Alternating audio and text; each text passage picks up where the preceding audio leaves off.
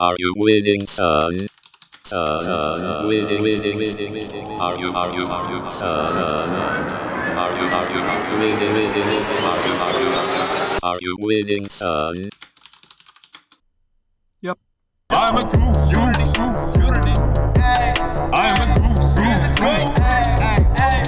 I'm a goose. Recently, it has come to my attention that I run a YouTube channel, and tragically somehow, like Russell Crowe with a computer science degree, people not only enjoy watching me suffer, they actually find it to be a form of entertainment. But what do I make next for my viewers? Well, I'm a game dev YouTuber, so maybe I'll make games? Wow, I'm a genius. So for this video, I wanted to do what no other YouTuber has done before. Join the BDSM Game Jam. Just kidding, I'm not a fucking normie. I don't even know who this GMTK guy is. I think he has like 95 subscribers or something, so not really sure why the jam was so popular amongst YouTubers. Game Maker's Toolkit, more like Gay Microwave Task Force. So let's find a game jam YouTubers aren't doing. Let's go to itch, look at some of the game jams. I doubt any YouTuber will join the Brackey's Game Jam. Okay, I did a bit of research, and yes, this Brackey's guy is a YouTuber, but he only has like 1.18 subscribers. I didn't know you could even get 18% of his subscribers, so it's actually kind of cool. And barely anyone is participating in the jam, so let's do it. In this jam, I had 1 week to make my game. The theme was the word rewind, and yeah, no idea what to do. Eventually, the idea train hit me. Let's make a 2D game. I've actually never made a finished 2D game before, so this will be something new. Not sure why I'm only doing this now. I guess 2D games have always just fallen a little flat for me. Kill me now. Next, we need an actual idea. Wow, who would have thought? Instead of rewinding time, which I knew would be the go-to idea, why don't we try making a game based on the physical act of unwinding and rewinding? I wasn't sure where the game would take place, or even who the player character would be, but I knew how I wanted the game to work. The game would consist of several levels in which the player controls some sort of rope or string, and their objective would be to start at point A and wind around the level to get to point B. This would be made more difficult by obstacles and puzzles. If you couldn't figure it out already, a big inspiration for this game was the game Unravel, which also takes advantage of this rope mechanic. I've never played the game, but I've always felt I could relate to the main character because much like him, I'm falling apart. Before I started with any gameplay, I wanted to try my hand at some game art with the player sprite because as far as I'm concerned, these are the only sprites I know, and this is the basis for all of my artistic talent. In 15 minutes, this is what I came up with. I'm not really sure what this monstrosity is, or where I even had the idea for it. I definitely don't think about Mike Kachowski all the time, but let's move on. Last time I checked, we weren't making Mario and Sonic at the Paralympic Games, so let's add jumping and movement capabilities. Next, I started working on my rewindable noose, rope, and threw together a quick script that created a chain of segments, all attached by hinge joints, and strapped that to the player. The hinge joints were stretching when put under strain, but otherwise, everything was going as planned. Shit. Right away, I had problems with the rope because of my player movement, which was conflicting with the rope rigid body. When dealing with the problem, I was left with a super hash brown ultimatum. I could keep my good controls, but then the rope wouldn't be the only thing trying to hang itself. Or I could sacrifice the controls and use forces on the player, which is less ideal, but at least we won't be dealing with the equivalent of an inflatable tube man choking on a crack pipe. In the end, I decided on the bad controls. Little did I know that I would be saying to myself exactly what my parents would tell my teacher as a kid. This mistake is gonna fuck up everyone's day. Next, I added platforms and a basic start and end point for the game. We also need those obstacles I mentioned, so let's get right to it. Traversal was going to be key in this game, so a lot of my obstacles were going to require that the player takes advantage of physics. Whether that be a wall that requires a certain velocity to break, swinging from one point to another, I wanted to see how creative I could be with the rope as a mechanic. Wait a second, I think that's the big idea train.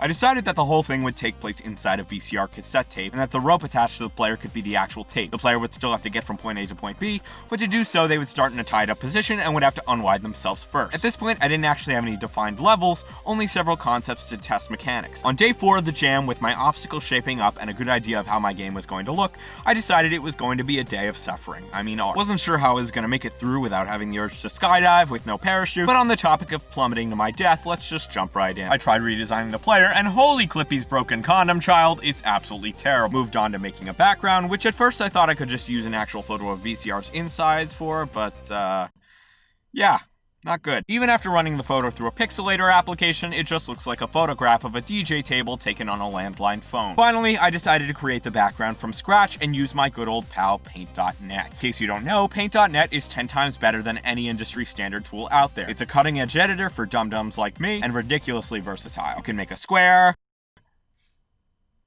That's about it. Last time I checked, you can't do that in Photoshop, so Take that, Obi-Wan Adobe. After playing around for a bit, I actually started getting some good looking results. Not only is it looking like a VCR already, but the images have a sense of depth, which I definitely wanted. Also threw together a title screen with my original title for this game, Rewind Man. I wish I could rewind my life to a point before I thought of this generic phrase, but game devs are not time travelers, they're peasants. I also animated the title to flip up and reveal the game on play. This was a great seamless transition that made it very clear that everything was taking place inside a cassette tape. Alright, enough of my 5th grade art project skills, it's time to do some real productive stuff for the game, like fixing my controls. Nope, just kidding. Let's add post-processing and lighting until we can't tell how bad this game is. You thought I would prioritize and work efficiently on the stuff that matters most?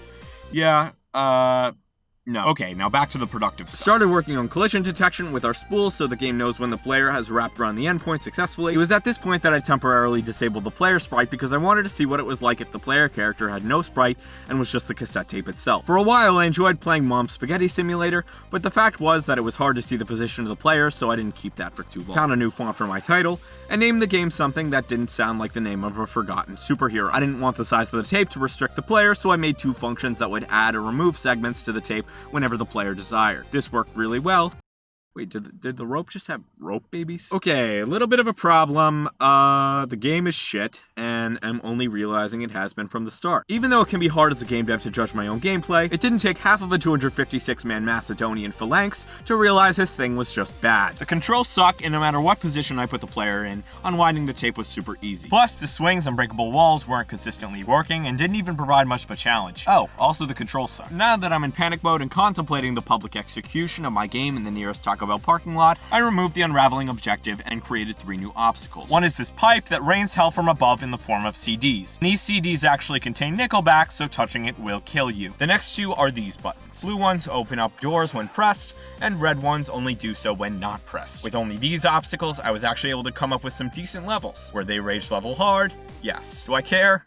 No. Also came up with the final player model, which is just a rewind symbol, and did a desperately needed rework for my platforms and walls. Alright, now for some more important stuff like fixing my controls. Nope, just kidding. More post-processing, music found on the internet, which I ran through a vintage vinyl sounding plugin, and added that VCR font that died years ago, probably for a good reason. Menu UI, check, and a built-in timer for my non-existent speedrunning community. Big check. The game now has the early 2000s video aesthetic that I wanted, and it sort of feels like the game is actually being played on one of those old plastic boxes, which is pretty cool. My fondest memories of these TVs were sneaking downstairs at night to watch iCarly, then sitting on the remote by accident only to be greeted with pause menu, done, quit button for anyone who thought playing my game was a good idea, and tutorial messages that teach you how to realize playing my game was not a good idea. The game is feeling polished at this point, and while the levels are extremely difficult, especially with the controls, I was able to get through them multiple times. So yeah, to anyone who plays it and sucks, you have no excuse. Is it fun?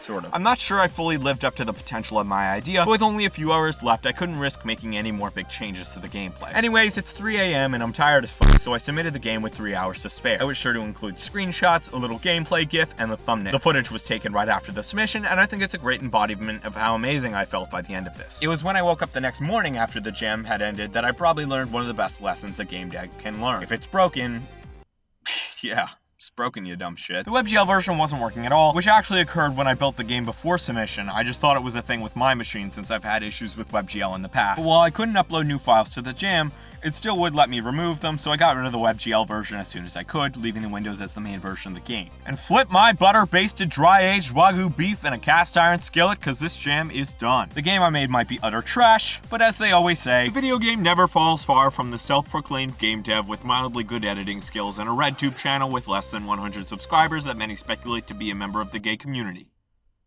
But he's not. I think that's what they say. At least I'll be flexing on all these normie YouTubers who did that absolutely not cool and impressive GMTK game jam. This is gonna be my game. There's no way any other YouTuber could possibly be doing the Brackey's game jam. There's not even that many people participating. I'm ahead of the YouTube game dev crew. I will be the only YouTuber to ever do the Brackey's game jam. What?